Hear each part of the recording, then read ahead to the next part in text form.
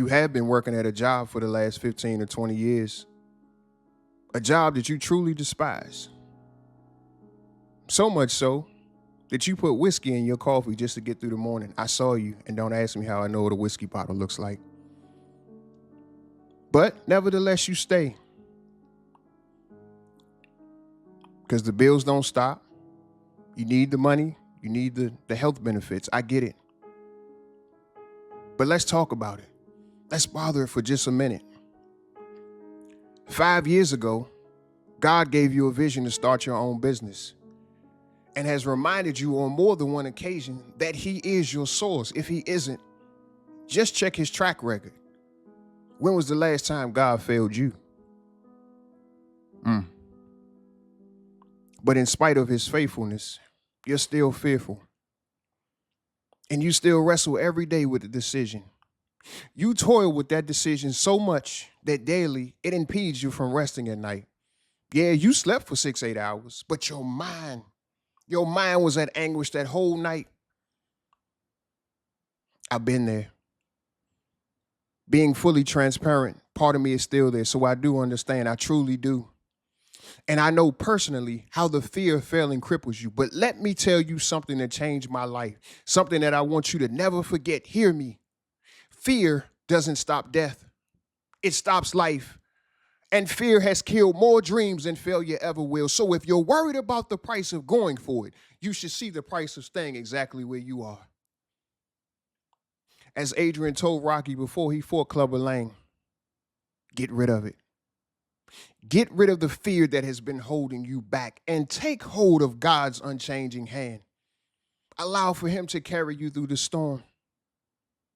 Y'all with me? Amen. I'm almost done. Now, before I proceed, I just need to clear the air up about something.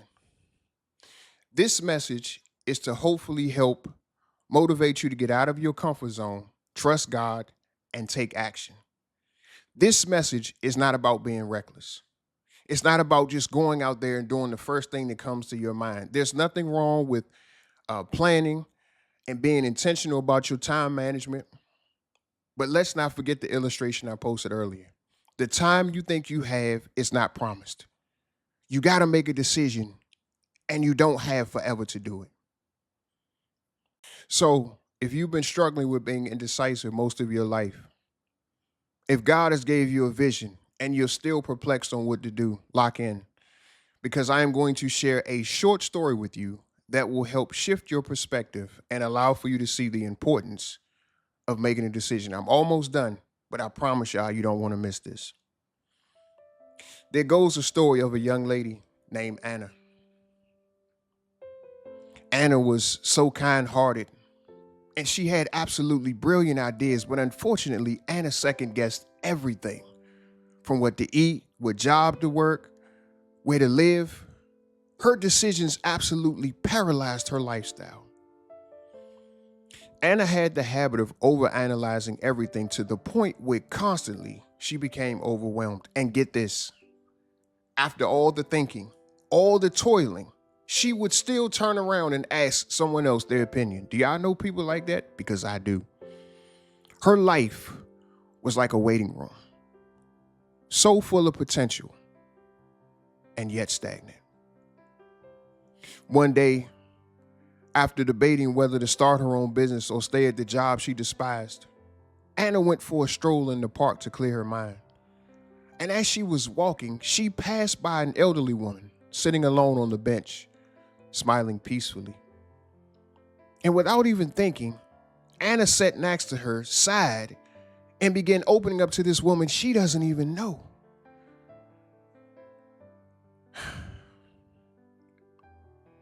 I'm always afraid of making the wrong choice, Anna said. The woman nodded. So you make no choice. That's a choice too.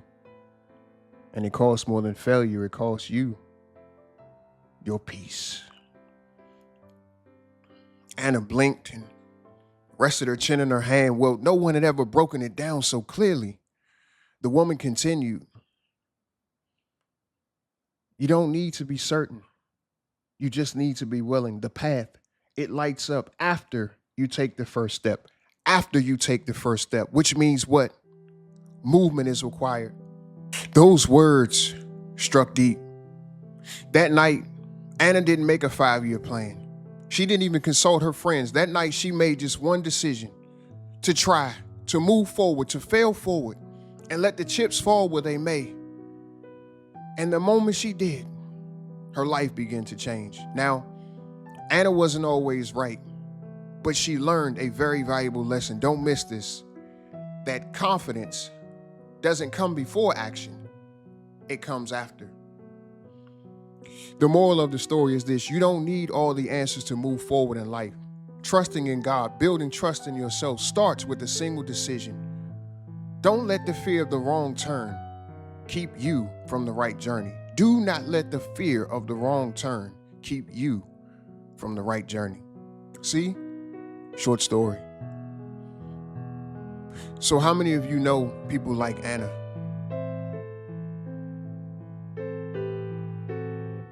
Here's another question. How many of you see yourself in Anna's shoes?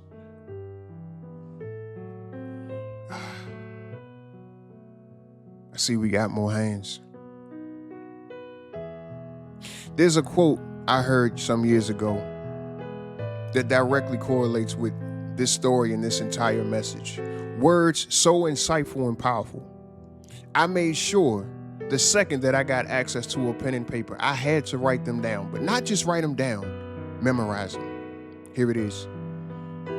It is impossible to live without failing at something, unless you live so cautiously that you might as well have not lived at all. In which case, ladies and gentlemen, you fail by default. I'm going to say that again. It is impossible to live without failing at something, unless you live so cautiously that you might as well have not lived at all. In which case, you fail by default.